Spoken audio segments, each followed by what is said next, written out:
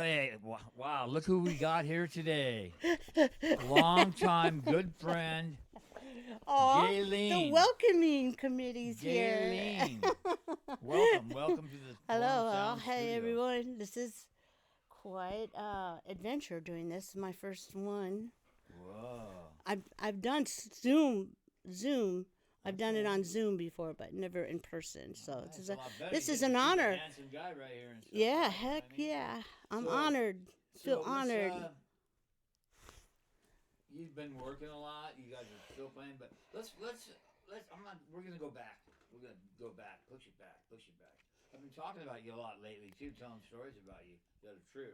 Really? Yeah, back to Yeah, there's things happening this year that yeah. I'm so proud of you, man. Shit's some happening. some It's cool. crazy ass stuff happening this year, and then I'm going to New York by the end of the I summer know. to do another record release I party. know. You're like a superstar I now. don't know, but Hey, you deserve it. Isn't it? It's fucking great, isn't it? it is, and to be able to record, uh, to make an album of stuff that we recorded in the '80s in New York, when all hell was breaking loose on the Lower East Side of Yeah. Manhattan, and we dragged those recordings out of the tomb and recorded an album with a record company, uh, and it's just it's surreal to me. It's like Yeah. unbelievable. And then I went to Chicago, my hometown, and played a record release show with them with Bag People, and so many people came to that show that I haven't seen in 40 years. That's gotta be. And That's great, the right? whole night I was just like sobbing and just Were you? craziness to see these Tears people. of joy, though, Yeah, right? yeah, oh yeah, it was tears of joy, like just And you know unbelievable. what? Your stuff is still relevant with that band. Pardon me? It's still relevant. Oh, I You know know, what I mean? and It's like came full circle.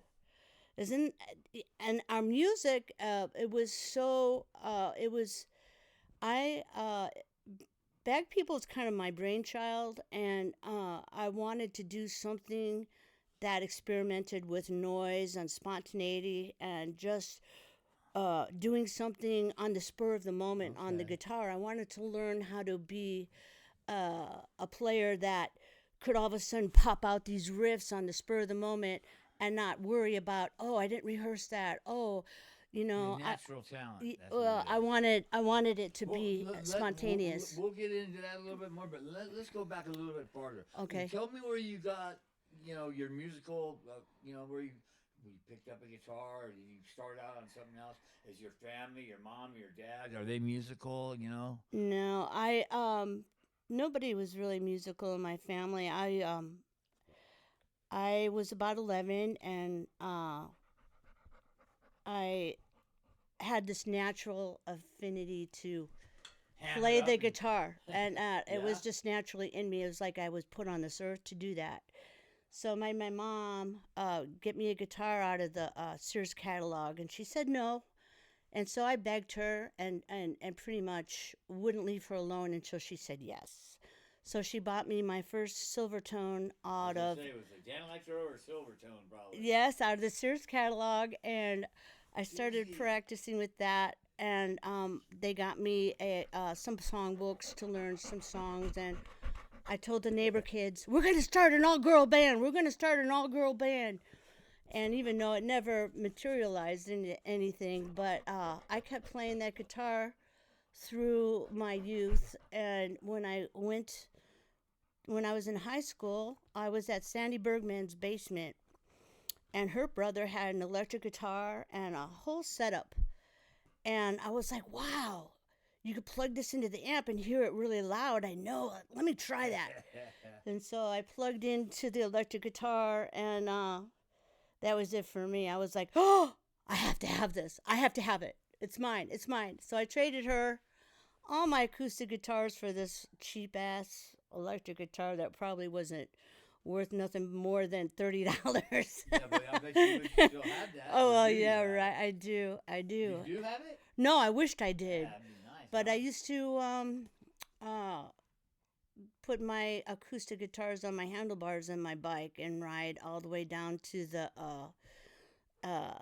I had my parents pay for a guitar teacher, and he showed me this finger exercise and was like, next week when you come back, I want you to be able to do that finger exercise. And I mastered it so well. And that when I came back, he was like pretty much blown away. Like, wow, how did you even master that? So I had this natural talent, I think. Not that I'm talented or anything, but I love it so much. The talent comes from my love. I'm not going to say that I'm all this or that because I feel like I'm my worst critic. And, there's always a lot of room to grow. Right. And the guitar is an instrument that no matter what, you could play it for 40 years like I have and still keep growing with it and keep going and keep better. To that. Some people think they know everything and they just quit learning. They think they know everything, but they don't. Yeah, that's not me. I'm constantly my worst critic. I'm my worst critic. Okay, so we got that kind of. So when was the first time you already got the bug? I got the fever. It's in my vena cava. It's flowing through my veins. So when was the first time you really got up on a stage with a band or so was it the Gaylene solo okay, project? here we go. The solo project. So being such a guitar freak, I was like always interested in band boys. So I was that girl that was always following the band boys. Oh, yeah. And I found myself, this is such a crazy ass story. I found myself touring with this huge ass rock and roll band called Angel. Okay. If you look them up, there's like hair band boys. And I found myself on tour with them. Hanging out with a couple of them guys. And I was barely 18 at the time, and I was like, I got myself in a little bit of trouble.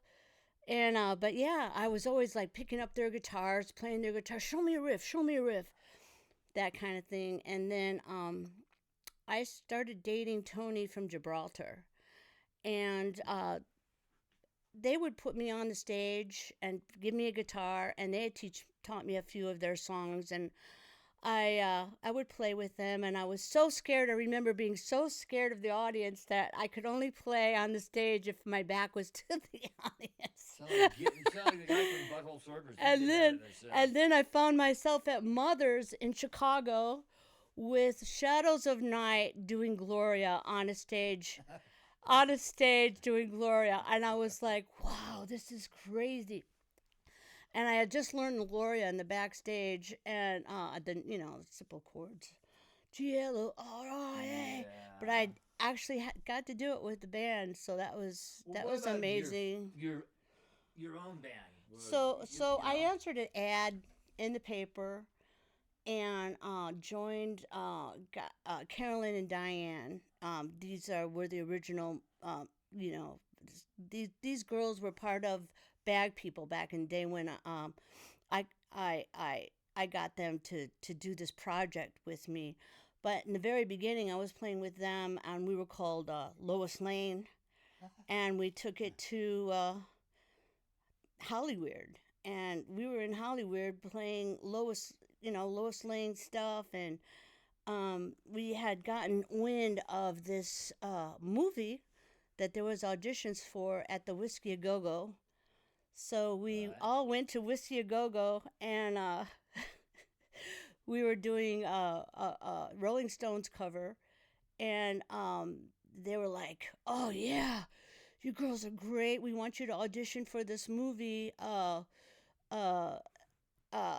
You girls will be perfect for this movie." So we all went to this studio in Hollywood. It was called Culver City Studios, to do the audition in front of some lady with her glasses on her nose, sitting behind this big desk. And we had to read a script, and we all did that little audition. We did it. So Michael J. Fox and Joan Jett got it instead of us. So that was probably a better pick. But it was our story, because we had gone to L.A. Trying to make a name for ourselves, and that was our story, And Joan Jett already had a name. So anyway, it is what it is. But that was exciting for us. So we took Lois Lane. That lasted a couple years, and then it disbanded. And then I started my own thing. I actually I went back to and moved to Chicago. I went back to Chicago, moved there, and I met Lorna from Da, and she asked me to join her band. It was actually her band, not one of my projects. And so I joined Da, and the other guitar player kept telling me to turn down, and that just left a really bad taste in my mouth constantly. I was like, I'm not turning down. I got this Ampeg. I'm gonna turn it up. So every time she told me to turn it down, I would turn it up, and it created this. It created really bad energy between her and I. So eventually, she left the band, and Get her out. Da went on to make some really great music. Yeah. And every time I really wanted to grow because I felt like as a guitar player, I was stuck. I was frozen into these song parts all the time. I had to play the same song parts, the same this, same that, and every time I tried to experiment with a lead or something, Lorna would turn around and give me a dirty look, like, "What are you doing? Why are you playing? What are you playing?" So I was annoyed at that, and I thought we played with Bauhaus and DNA at this one show at the Tuts, and I was like, I need to be in a different band where I can experiment and grow as a guitar player because I feel like dealing with Lorna and her and trying to control me so much, I was not happy. So I left Da and moved to New York. And Bag People, I had called Diane and Carolyn and said, let's start a band, start a noise band. I have this vision. I want to be a noise band. And so we decided to do that, and we moved to New York to be next to the noise of Was that the something like it was Sonic kind of, Youth kind of stuff? yeah, and Swans. Yeah. So Yeah. and so after over time of playing, we started doing a lot of shows with Sonic Youth and Swans and doing a lot of noise music, and so that's Bag People 40 years ago just made all this music that is now coming to That's fruition. awesome. And Drag City Records put out an album of our music this year, and we got to play a record release party back in Chicago. So That's cool, man. yeah, Really cool. that's So, when do we have more to cover, or when do you come out east? I mean west. When you come out this way, and then when does I imagine the noise band kind of like went kind of like with punk rock in a way, so alternative music back then. so I met Charlie Morrison. Yeah, Charlie Morrison from Noise God, and he asked me to join a band with him in Noise God, and Is that so when you were out here? yep, I was in San Diego. How did you end up out here? You said Oh, I'm hitting the road. I found myself alone with four small kids. Wow. Yeah, I left their father and found myself living in San Diego where my mom lived, so she was kind of my Okay. I moved in with her. Support system. Yeah, and so and then I met I was I I was trying to do a bunch of music projects while I was in San Diego. Uh and nothing to really speak of until I had met Charlie, and he started Noise God. It's his brainchild, and so I started playing in that band, and he ended up uh, the band kind of disbanded for a little while, and Kristen, your ex-girlfriend, had said, Gaylene, you can't end Noise God. You got to keep it going. You're going to keep it going. And so I had my friends doing that kind of thing to me, like, don't let it die, don't let it die. So I had created my own version of Noise God, and Charlie being in jail, I guess she really didn't have anything to say about it, but I was kind of pushed into keeping Noise God going. So, we did that for a while, and it had a lot of different incarnations. So many different Oh incarnations yeah, Noise God did. And then one day, even Chris, the singer from Revoltrix, she was even the drummer for Noise God at some point. And Charlie was hard to work with. He I was was in a band with Charlie for a he while. wanted to take charge of everything, and I wanted to grow as a songwriter, and I felt it was my calling because to grow as a songwriter. And I was playing around with writing songs, and every time I would bring a song into the band, he would, no, no, no, no, here, or I'm gonna rewrite it for you. So he would completely rewrite it, Put and it it all was in no, E. it was Put it no, all in E. it was no Whatever. longer really my song. So we had a lot of, there was inside turmoil because of that. Because I always felt if I can't write any songs, what the hell am I doing this for? I'm not going to be a cover song Well, I mean, musician. band's got to let everybody put it in. Oh, That's how a band gets better. and that's and It's not that's a one man and that's band. how I treat the bands I'm in now. Everybody, I encourage everybody to write and be better Yeah. as a musician and grow and do whatever you have to do as a artist to be better. And that's always been the way that I've been. I've never been the ultimate controller. It's my band, my songs, my this, my that. But sometimes, like in Revoltrix's first album, they were trying to tell me, "Oh, we're not recording that song," and then so I had to pull out this is my brainchild card. I really wanted to record the Ballad of Arvella Gray, and they were like, "That's not really our sound," and I was like, "Well, I'm the guitar player. I'm pretty much the root of the sound of this band. How is it not our sound if I wrote the song? How is it not being our sound?" So I made them, I pretty much forced the issue. I even had Scott Sellers saying, "No, it's not our song. We're not going to do that song." And I was like, "Fuck that. Fuck you. No, no, no, no, no." But, and so we ended up recording it, and it ended up being one of the everybody was saying we The love favorite. that song. We love that song, and it's a ballad of a true story of a man that I met in the underground subways of Chicago, who was panhandling for money, and he had no fingers on his left hand, so all he could do was hold the slide on his acoustic guitar, and he would play the most amazing blues songs and Wow. sing. I was just like, oh my God, this guy, he's amazing. And I would always give him every penny that I could spare into his little change box. And then one day, he's like, "I have something for you, Gaylene. I have something for you." And he handed me this Guitar Player's magazine. And there was like a 6-page article of him. I was like, no way. Wow. Oh, what are you doing in this subway? And I was like, "You should be playing big shows in Chicago, blues bar shows. You should, what are you doing?"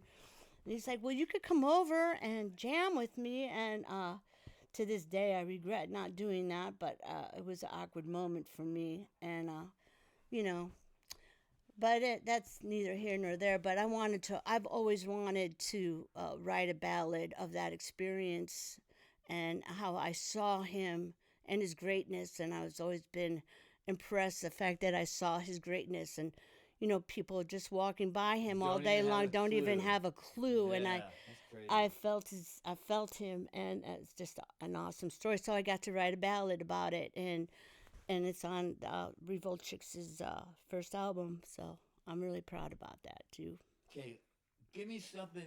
We covered a lot of ground right there. Give me something really juicy, a really crazy story, and I'll give you one. I'll try to match you. How about that? That's that I a know you juicy got 'em. story that that revolves music or just a life. Any kind you want. You could be about food. You could be about scary stuff. I know you're into the Uh, scary stuff. Oh yeah, yeah, yeah, yeah. Oh, I am, and that's so funny that you asked me this because I recently emailed the My Ghost Story channel to input my ghost story because it's huge. It's nobody has it, and everybody's written stories about this incident, and nobody has my story. And I'm ready to tell my story because it's absolutely 100% true, and I haven't like Hollywoodized it at all to make it special, but it is special in its own right. So okay, You can give us a taste of it, or okay, should all I right. let it It's go? gonna take Let's a hear long it. time. All right, so I lived in this building on Ninth and Avenue C in Manhattan. It was a 5-story building, and we were the supers of this building. And what they were trying to do with this building is warehouse it. And back in the 80s, uh, New York was all into this gentrification type thing. So they were keeping the apartments, empty so that they could sell it for cheap. And if you warehouse a building, you could sell it for cheaper because then you don't have to buy the tenants out. You don't have to pay so much money to make them move out or inspire them to move out. So this building was 5 stories of 7 apartments on each floor. Um, and we had the keys to all these apartments. You couldn't imagine the antiques that I found in these apartments. And some of these apartments were used as outpatient apartments for some kind of um, insane asylum kind of outpatient apartments. There, it was Yeah. like, okay, you're doing better now. We're going to give you an apartment and see how you Right. fare. And Out so in, that, but it had a lot of weird energy to begin with, and so what the kid's dad would do for extra money, he would rent these apartments and collect the money just like that. to All right, that's a cool. few of his friends, and I it was knew pretty that. cheap. It wasn't, he wasn't being too greedy with it. But there was this man in the park, Daniel Rakowitz. He was about 26 at the time, long blonde hair, looked like a California surfer. But he had ended up renting an apartment to him and his lady friend. So I remember I was in at home in my apartment above this apartment, and uh, Monica was her name, had come up and said, "You need to get Daniel out because he's scaring me, and I'm the one who's paying you the rent. He doesn't contribute anything. You need to get him out of there. I'm afraid of him. I don't know what to do." So Crazy Dave was my kid's father, so he was like, "Oh, don't worry, I'll handle it. I'll handle him. I'll get him out." So Crazy Dave goes to the park and goes up to Daniel and says, "You better get out of there. She doesn't want you there, and she's going to call the cops on you." And he stopped in his tracks and he goes, "That bitch is going to call the cops on me. I'll kill that bitch." Oh, shit. And, people talk shit. Yeah, So yeah. nothing was taken seriously. And then one day, he had to mop the hallways in the apartment, the floors and everything, and do garbage bags, and because everybody had the garbage bags out in front. So he heard this really loud scream one day, and he was like, "What was that? What was that?" And then later that day, he saw Daniel walking in with a case of Drano. He's like, "What are you doing with the Drano, dude? If you have a plumbing problem, tell me. I'll deal with it." He's like, "No, no, no, no, no." And then, so then the next day, this kid comes running up to Crazy Dave. "You gotta do something. You gotta do something. Daniel has Monica's head in a pot. Fuck. He's got her head in a pot. I just saw it. You gotta do something. Something's really bad. Something really bad has happened to Monica. You go to the cops. Do something. I gotta go." And so Crazy Dave was like, "What?" And he's thinking, "I haven't seen her either in the last 2 days." So he went to the Ninth Precinct, which was right up the street, and said, "You got to do some investigations on what happened to Monica. Check her school. Check her work. I know where she works. She's going to NYU. She's a dance student." And so the cops did an investigation and could not find her. She was MIA. So they came up to our door and was like, "Okay, he's got the Drano. Something's going on with the Drano. Take us to the sewer traps downstairs." And at that time, I had decided I was going to go to Woodstock to go to my friend's wedding, Suzanne and Angus. And Dave's like, "You're not going. I don't even like them people." I'm like, "I'm going. Bye bye." So there was no Bye-bye. phone numbers exchanged or anything. I just went up there. And in the meantime, all this is happening. They went into the sewer traps in the basement, took samples, and found human flesh. Yeah. And then they knew that they had a case. And Daniel found out that the cops were onto him, so he went into the Ninth Precinct and tried to sell them pounds of weed, which you know, they're like, "Get the hell out of our station, you know. We know what you're trying to do." So, make a long story a little bit shorter, um, he finally was brought to justice, confessed to the murder of Monica, and also told them that he had made a stew with her flesh and fed the stew to the park people in Thompson Square Park. Oh, he fed it to you? And yeah, so this had made national news in New York as the most macabre murder in years. And so when I'm upstate New York, and all of a sudden I hear my friend Suzanne, Gaylene, get up, get up, get up. Crazy Dave's on TV. He's on TV. And I woke up and I went into the living room, and there he is talking on national news Crime Watch about what happened there. I was like, "Oh my God, what is going on? I can't even leave for a weekend in this freaking mayhem." So that's how I found out about what was going on. And I finally called home and asked him what was happening, and he had told me it's been crazy how uh, talk show hosts are trying to get him to talk about the murder. All this media was happening surrounding this murder.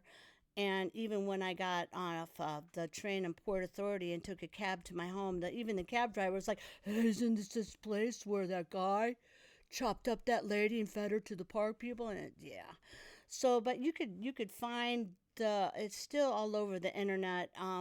Daniel Rakowitz. Now, Uh, how do we know that's the only victim? exactly. So when they had arrested him, he had already moved in with another young woman. He And found when imagine what happened to her when she found out what she had let in her house. oops, oopsie. Damn it. Yeah, Wow. yeah. So that was that whole building was so haunted. And so since we were the supers, the old couple below that apartment kept knocking on our door. There's somebody in that apartment. There's somebody in that apartment. We hear them. They're keeping us up all night. And so we'd take the keys. And at that point, the city had dead bolted the door with 3 deadbolts, and all the windows were boarded up. And there was no possible way anybody could get in there. So we would open up the door and do a walkthrough. See, there's nobody here. Close it up, and that was done. But they kept doing this. The Yeah. neighbors kept doing this, and it finally dawned on me, and I was like, "Oh, it's haunted. She's haunting this apartment," because I could feel I could just feel her presence, the way the lights were flickering in the hallways. I could just feel her presence. And one day, as if she had decided that it's going to end, she burnt the place down from within. So when the fire department pulled us out of our homes, our apartment, it was like only the interior of that apartment burned down. It hadn't started from outside the apartment, it started from inside. So I feel that Monica had burned down the apartment so her spirit could rest from the horrible death that she had experienced. Yeah, So she got I eaten have, too, though, right? huh? She got eaten too, though, right? I mean, it's just so much bad energy surrounding that, and if I was a ghost and not rested, I would definitely burn it down myself. So that was pretty crazy. That story is nobody knows about the haunted part, and I could go into more detail about the hauntings, but that's a whole nother We're gonna do that episode. when you start doing the Gaylene witching hour. Yeah, The ghost hour. I about wanted. that. I'm a paranormal investigator. That I know is, Rob used to go with you all the time. I know. I know. We had some really I great actually photos. have little cassettes, video cassettes of you guys out on those. Really? You Yeah. still? You're the one who got those? You want to check That's them out? I have amazing. 'em. That's Yeah. amazing. I even bought a camera so I could watch some of them. There was a bunch of skateboard ones too. You had the skateboard ones, and I'm all looking. What the hell's all this? Okay. Oh, okay. Yeah, I remember this. It was fun to do with the kids, and Yeah, they our like that. daughters were the same age, and so they loved that until Chelsea wouldn't. I think she was like 10, and she You just wouldn't. spooked She her. had me. I had to guard the door for her while she took a shower or went to the bathroom. She's like, "Mom, I'm afraid. Just stand." And I'm like, "Well, maybe we should stop doing this because it's not good that she's so scared." But yeah. And now she's gonna be in a band with you. Yep, she wants us. I need to get her going, so she's at that age where she's ready. She's ready to take it on, and I need she's my legacy. It's part of my legacy, right? Absolutely. My little mini me. So, we covered a lot of ground. You guys did a little tour. Revolted Chicks, man. You guys played all over, everywhere. Oh yeah, we went to Play Rebellion Festival in England 3 years in a row. God, I'm so Hung I'm out so with jealous of you GBH. guys. Stayed at GBH's house. Oh, Well, my drummer was married to the bass player, so that's we somehow manifested her into our band, so that was pretty cool. that was We're like, another hell yeah! smart move, But right? how do you do that? You just Bango, make bango. a wish, make a wish. When things are right and you're supposed to be where you're supposed to be, things fall into place. It's great how I that think how too, that works. along the line when you get older too, stuff seems to. If you did good and ain't been a total asshole, shit starts to fall into place. I noticed You know that what I too. mean? That's what's happening for you too. Kinda, yeah.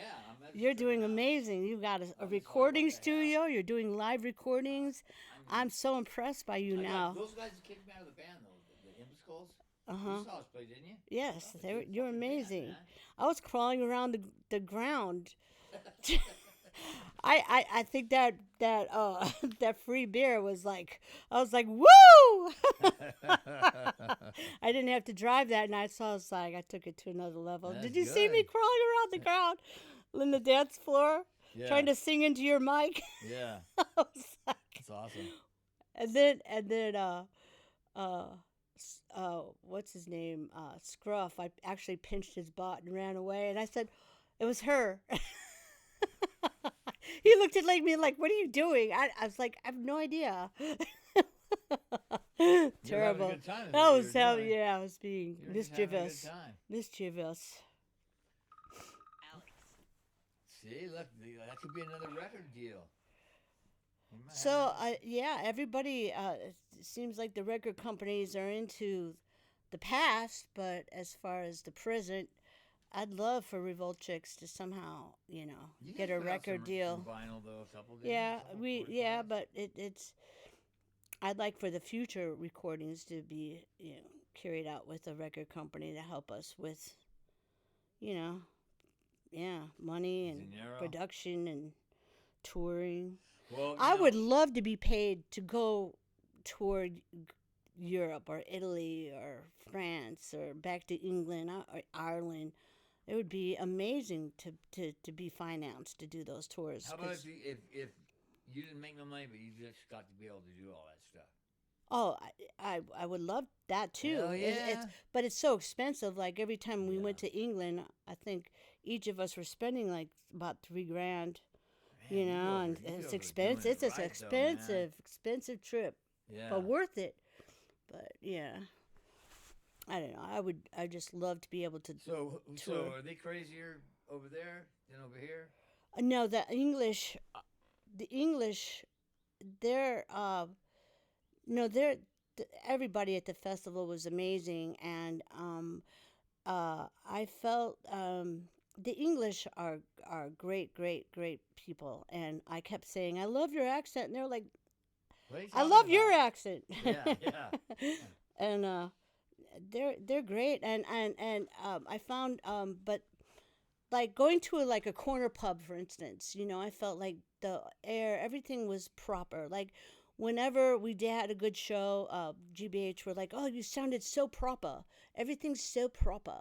And I was like, "Huh, proper, okay." And then I was trying to get used to that a little bit, and I wasn't used to that. But the whole vibe in England is like proper. Like I went into this pub to drink some beer, and they had these like free scones.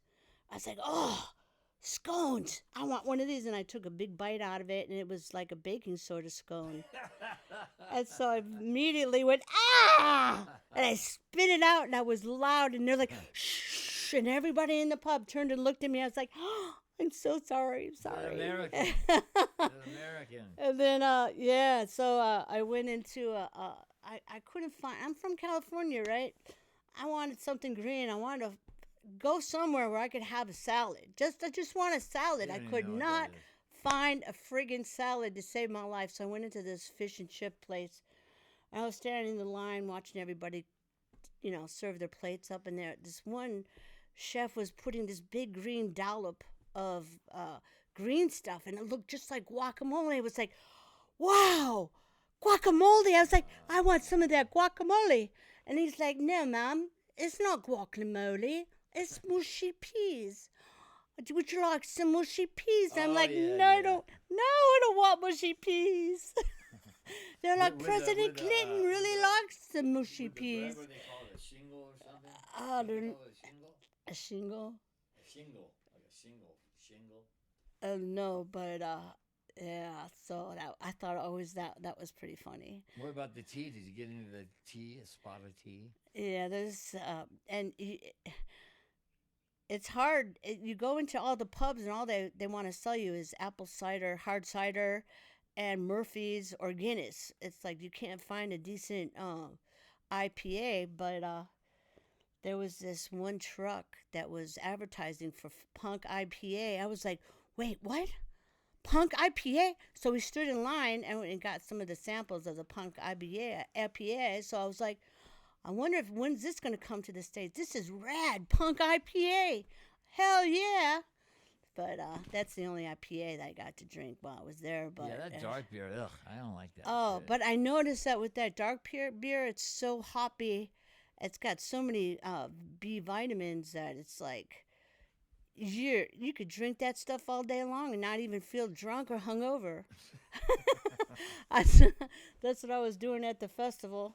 But yeah, playing England was amazing. I was just amazed. And then I got deported one year. You got deported? Yeah, I got deported. What, your passport wasn't good or something? No, I didn't know anything about entertainment visas or visas where you play music in a different country, and they caught me on that. And I was trying to lie and say, no, uh, um, yes, uh, and I didn't know what to do, and Well, I how'd was they like, catch you, I was though? like, what? Look at the flyer. We're not even the main band playing this show.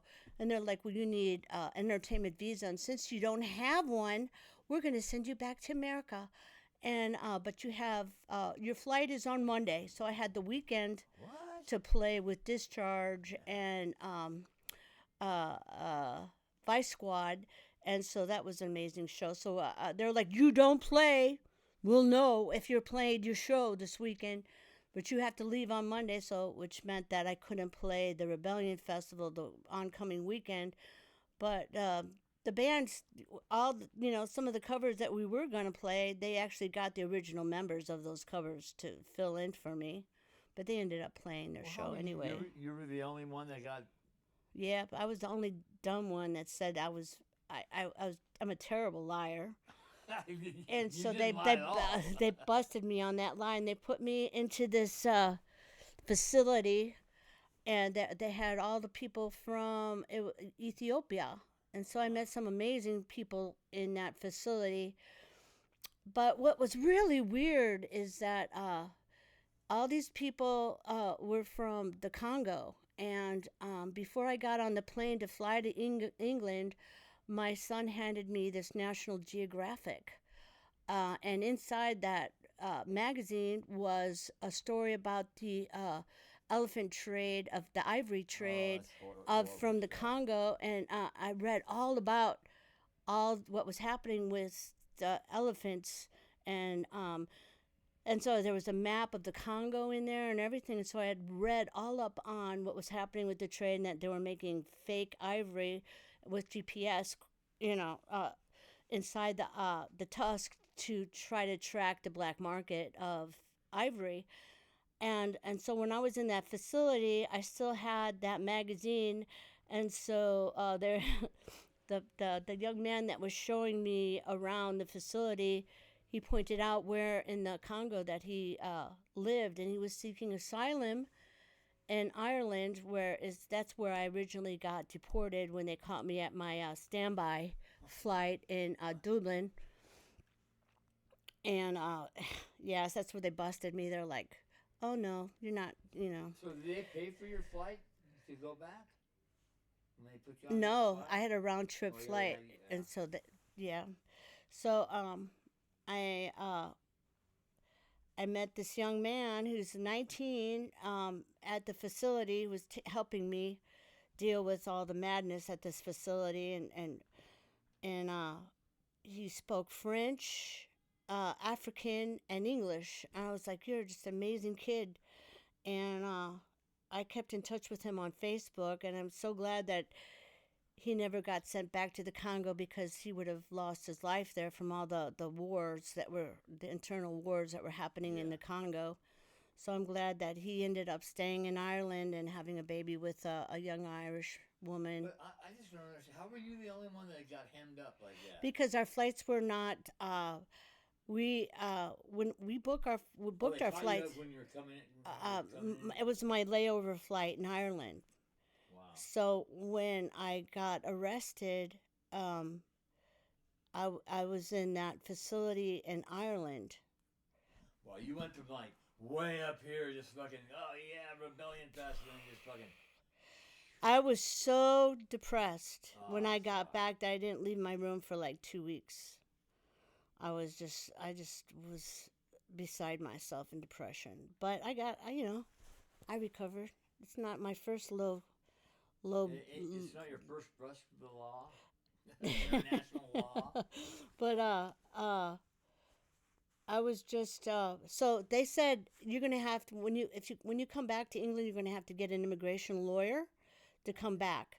Wow. And I said, "F that! I'm not paying an immigration lawyer. I'm just gonna do the paperwork myself." And so since I went back to England 2 more times and was able to do my paperwork, and they granted me a 2 week stay each time. So I was happy with that. So I was able to connect with the consulate in New York, and they okayed all my paperwork. But they were very thorough and on asking me about my bank statements, every personal item that I had in my life, my letters from my union, my job. They asked for everything. You were They're very, interrogated. yep. So I sent it all the paperwork, and I got my visa.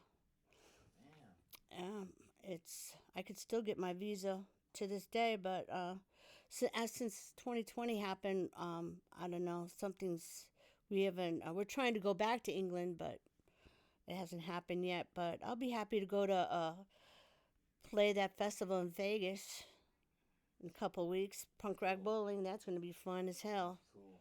Yeah. So we were surprised at getting invited to that because we never thought we would ever get invited to that. We had been trying for years and to no avail. So we finally got invited, and we were like, wow. Another dream come true. Yeah. So this year is a big year for me, and I just hope it keeps coming. Some paybacks for all the hard work and selfless work. Being a musician is a lot of selfless work. Especially when you're playing the kind of music that we play. Oh yeah, It's a little tougher. yeah, yeah, There's a lot more love in it, though. You go to shows like, and I think people are more, you know, tighter with each other. It's more of a family than like other kind of music, like genres of music. I don't think they're like the same type of, like how we are. I don't think it's like that. Yeah, and the opportunities that I've been exposed to through my life and turned down because I didn't want to be uh not what I wanted. Yeah, People would so tell you to sell out. especially when Alice Cooper offered to make, it's like, call your band Lower Lip and I'll produce it. I'll produce the songs. And I was like, Lower Lip. But now I'm like, Lower Lip is a cool name. But back then I was like, nah, I'm good. So I turned that one down. And I was like, through the years, I kind of been kicking myself over that one too. But I wasn't ready for it. Even though I lived at his house for a few months, it didn't appeal to me at the time. So I was kind of stubborn. I was stubborn. And I was bent on doing it my way, or fuck you. The stubbornness helped. The stubbornness does help. It helped. Yes. Absolutely. Yeah, you kept that drive, kept it alive. Well, I had said earlier that I'm into the paranormal, and I'm kind of a sensitive, so I attract the paranormal into my life. And at one point, I was going to throw away. I was like, I'm done. I'm done with music. I'm giving it up. I'm not going to do it anymore. I'm done. And as soon as I said that, Gary from the afterlife is like, he went, dun dun dun, charged me with this electric pulse that vibrated through my whole body, and he got in my brain. He said, Gaylene, you're not going to stop. You can't stop. This is Gary. Remember me? I'm Gary. He says, you're not stopping. And I went, and then as soon as he left and the charge had dropped from my body, I was like, whoa, what the fuck was that? After 25 years, Gary, who's been dead for 25 years, who passed away in Thompson Square Park, he used to go to all of Blood Sisters shows when we played CBGBs, and went to all the shows. He was always at the front. Yeah, Gaylene. He was this 6'4" towering man, and he did that. I was blown away by that, and I thought, and I was like, okay, Gary, I won't stop. Then I'll keep going, and I did, and that had to be over 30 years ago, because that was in Chelsea. Was like what? You got a big electrical charge off of that. That was weird. It was weird. It was surreal. And since then, I will never forget that. And Gary's probably listening to me right now, saying, "Yeah, Gaylene."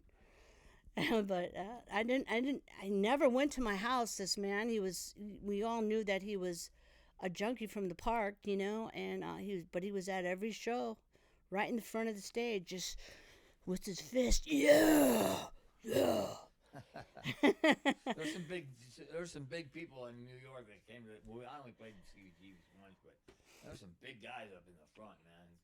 It's like the street punks and shit. With their layered clothing, layered like 5 jackets on, layered over. I was like, good place, man. Oh, I know. I worked there for a while. I started. They had a record store right next door, and I was the barista at the record store. I made people bagels and coffees, and then right there they sold the records, and they actually put the Blood Sister album in the front window. I was like, oh, that's cool. That's really cool. But then the record store closed. And I got in a fight with Hilly one day, and he fired me. I was going to ask you about Hilly. Do you know him very well? Not very well. He's my boss, and so he wanted me to be a doorman for the hardcore show on Sunday. Every Sunday, CBGB's. Matinee. Yeah, right? yeah, it was a matinee. Yeah. Hardcore matinees on CB's every Sunday, and he wanted me to be the doorman. And I was weirded out by that, because I was like, how are you going to have me be the doorman? All these people are my friends, and how am I going to, charge them? What, that seems like it's a conflict of interest, Yeah. but now that I'm older, I should have just done it and been, fuck it. I'm just going to do what he wants me to do. And he's like, well, if you're not going to do it, then you could just go home. I was like, okay, Hilly, I just go home. I was mad at him. And then, so, yeah, I should have done what he asked. But, and that was my, I didn't get paid very much anyway. So I was like, I need more money anyway. Yeah, I hear that, man.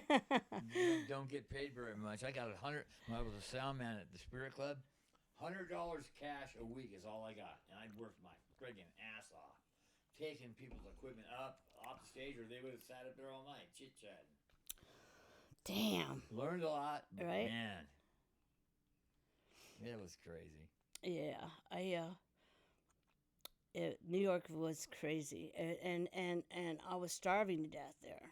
Yeah. I worked at a supermarket, and every penny I made went to rent, and I couldn't eat. I didn't have any money to eat, and if I ate some of my roommates' food, they would yell at me. And I met this Spanish lady, and she was always giving me food. Here's some food. Here's some food, and I just remember struggling so hard when I was there. And you could see by looking at the Bag People pictures on the album how emaciated I was. My arms were like so skinny. Yeah. I was like, damn. Thank God I learned to trade. Couple trades. Barter, yeah. Oh, yeah. That's a way. That's a good way. So Revolta Chicks, that's it, right? And Bag People? Bag People. Bag People, and then Daw. Yeah, and Blood Sister. Blood Sister. The people at the record company from Drag City Records, there's one lady that worked there that has the Blood Sister albums. So that was a band that we were called Scab to begin with, and then I was like, how are we going to be Scab? How are we going to play England if we're Scab? We can't go to England with the name of Scab and be successful, because England is very, if you're non-union and you're a Scab. Oh, yeah. Yeah, they're very, they're very, you're a Scab. Yeah, so we changed the name to become Blood Sister, and we made an album, and it seemed like the band disbanded, and I think I kept getting pregnant. I kept getting pregnant, and they were like, "Not again!" I was like, well, "I'm sorry, I can't help it." I don't know. I was in my prime for baby making. I guess my body was like. I guess you were, weren't you? Yeah. So then I moved to Florida. I left New York and went to Florida Keys to live, and the kid's dad, Crazy Dave, I was pregnant with my third child at the time, and the kid's dad worked at this as a maintenance man for a condominium, and every morning he had to rake the seaweed off the beaches for the people, right? Yeah. So what do you think he found in that seaweed one day? I don't know. Probably it wasn't that girl's body parts. It was a lot of kilos. I've heard about that happening. Yeah, and that's what paid. And that's what paid for my trip to come to Chicago, back to Cali, back to California. That's what he buried them all out there. He buried them, and because he wanted to bring them in the car. I was like, "There's no way you're bringing that shit in the car with my kids." The fucking gangster guys or whoever. You didn't know how to unload that. Who do you sell it to? How do you sell it? And then the brother, his brother was like, "Oh, my boss wants one," and so we gave him one, and then he never came back with the money, and then he showed up with a new car and new all this new stuff. So he took one and just skimmed off the top. He just took the whole thing. Yeah. And we were like, wow, that would. And so then Crazy Dave, which is a crazy motherfucker, my kid's father, and he had me go buy a pound of sugar and wrap it up in duct tape, like how it looked when he found it. And then he called, and then brother, he made up with his brother and said, we're brothers, we shouldn't let this come between us. He's like, yeah, but okay, all right. So, but still, where did you do with the rest of the kilos? And he was like, well, I still have them, but we're going to do business a little bit differently this time. He's like, because my boss still wants it. And then so he bought a pound of sugar for like $8,000. And we knew he wasn't going to get hurt because it was his restaurant boss. So it wasn't something that we were setting him up to get murdered or anything like that. We knew he wasn't going to get, we knew that he was just going to end up having to pay it back. So that's what happened. We left in a hurricane. There's a freaking hurricane in Florida Keys, dude. Followed you around, man. That crazy stuff. I know. And as soon as I left their dad, all the crazy stuff ended. It was like a black cloud surrounded me. Yeah. And I started, then I went to college to be an electronics technician because they said, well, you have to pick something that's it's not conventional for a woman. Well, I want to learn how my music gear works. I want to learn why it is that when I open up my guitar pickup, it's just full of copper wire. And so I went to school to become an electronics tech, and then I went on to school to become an electrician, journeyman wireman for the IBEW. And that's you're getting down on that job, man. Yeah, it was all because I wanted to learn how my music gear worked. See, that's good. Connection. Yeah. And so I know how it works now, but now I'm ready to retire from construction and start a new adventure in my life. I want to be a paranormal investigator / do something that captivates my imagination. Fancy? Yes. Like yeah. Something fun, because I love that stuff. But you got to be careful when you're a paranormal investigator, because sometimes those critters follow you home. And that's what I found out with Rob. When we used to go ghost hunting with Rob and we'd come home, I feel like there was strange things that would happen around the house. And I would be like, they followed me freaking home. What is that? How do you stop that? So I was trying to read up on how to stop that from happening. Because once the spirits, they're everywhere, right? They're everywhere. So as they know that you're trying to look for them, they're like, here I am. I'm here. Look at me. Notice me. I'm going to make this noise so you can see me.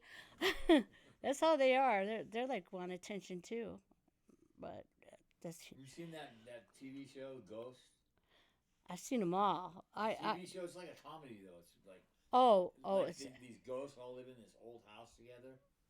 Is it a movie or like? It's a series. No. It's pretty funny. Like one of the ghosts is like a famous like black opera singer or whatever, and it's just kind of weird. It was kind of cool. So. That's cool. So, I think that's about it. Unless you got something else for me. Let me think. There's so many stories. There's so many ghosts, but see, this is like a music thing, you know. We'll come back and we'll do another one. Okay, all right. And you know what? Fuck, I don't give a shit what it is.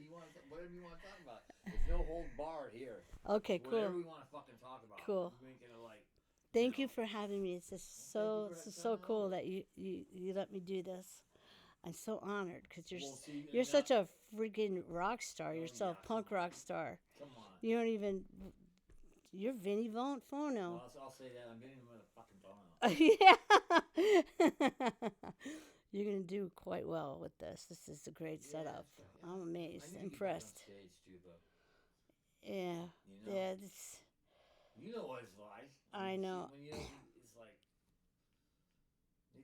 they tore my fucking heart out of my chest, man, when they did that shit. That's why you have to make your own band so nobody can throw you out of it. I got it going finally. That's good. That's good. Like, it took a while to get it kind of together, but everybody said another door's gonna open. Watch. I'm like, okay. But I wish that door would open a little sooner. You know. I know. It's hard to be in two bands, but I figured if I'm going to do it, I got to do something with my daughter to get her. Going. She like play an instrument too? Yeah, she's a good little guitar player. Yeah. Yeah.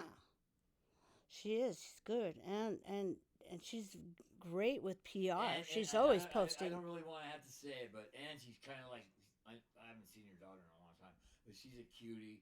And she's gonna get up there and on the stage, and she's Oh yeah, you know all the elements of a rock and roll yeah, star. she's got it. Yeah, She's got it. that's She's just cool, man. waiting for me to ignite her. I got to ignite her. I remember going up to Presidio Park. Remember we went up there a couple times. Uh huh. You brought your daughter, and then Sky and them. They'd be running around all with their heads chopped off, just about. Just Oh and no. now they're just like my nephew. 2 days ago, he's turned 24 already. He used to be like this. I used to carry him around everywhere. I Now all know. of a sudden he's fucking 24. I know. Like, what the fuck? It's crazy. Ah, damn. Years just keep going by. You think, gosh, it's going by so fast. I gotta ask you a question. You played with Nancy was in Noise God, Mhm. right? How did you two meet up? Well, she would put an ad as being a singer, and Charlie was like, "What do you think of her? What do you think of her?" And I was like, "Well, she's kind of sings this lame stuff like J Lo and that kind of those kind of vocals." And I was like, "But I like her ambition. I think her voice is good." I was like, "Yeah, let's go for it." And so that's how that went. And Charlie basically turned her into a punk rock singer. And I used to when I was arguing with Charlie over and over about the songs and him not honoring my songwriting abilities and or helping me be more successful as a songwriter in the band. So there was a constant. Towards the end, there was a lot of controversy, and so Nancy was like, "Well, I'm going to take Charlie's side," and so that at one point they said, "Well, you're not in the band anymore." I was like, "Hell, if I'm not, I'm in the band." So I would get into when they were going to play shows, I would get in there and say, "I'm playing this show. I don't care what the hell you girls say. I'm playing. You're not going to tell me. Awesome. You're not going to tell me I'm not in a freaking fuck band with you. my old man." And so that's when the wars started happening, and then nobody was on my side because I was pretty much causing conflict. Yeah, It was my I was fault. on your side. I was causing a lot of conflict, and so then after Nancy passed away, and I started doing another version of Noise God because Chris and Peggy had said, "F you, Gaylene, F you." Yeah, I was like, okay. Peggy too, man. She was at war with me too because I don't know what the problem was. It was all surrounded by a bunch of bullshit. Because you females. Yeah, and I know. I think that had something to do with it. But I mean, not like, oh, you females. And so Peggy said if she wouldn't let me come to Nancy's funeral because she called me. Yeah, what kind of bullshit is that? She was a bitch.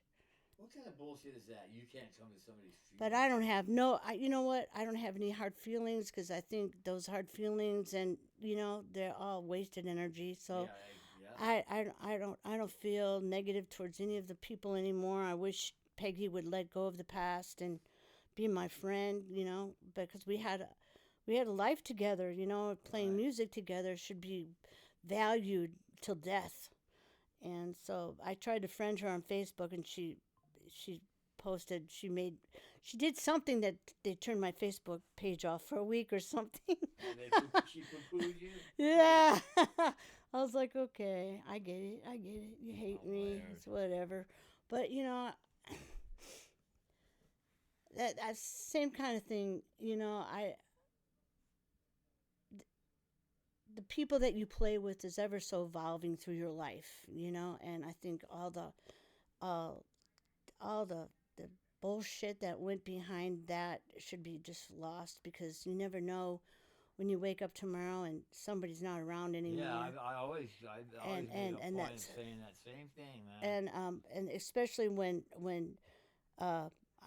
Da did their record release party in 2012, and everybody was saying, "Oh, we're not going to get back together and do a record release party. We haven't played since the 80s." And I was like, well, God forbid if one of us dies, And then what? We coulda, shoulda, woulda. You know, who wants that on their plate?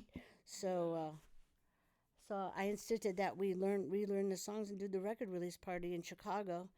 And then 2 years later, Lorna passed away. So I was righteous in doing that. I thank God we got to do that with her before she passed. Thank God. I couldn't believe I got that. That, you know, I couldn't believe that she had passed away at 50.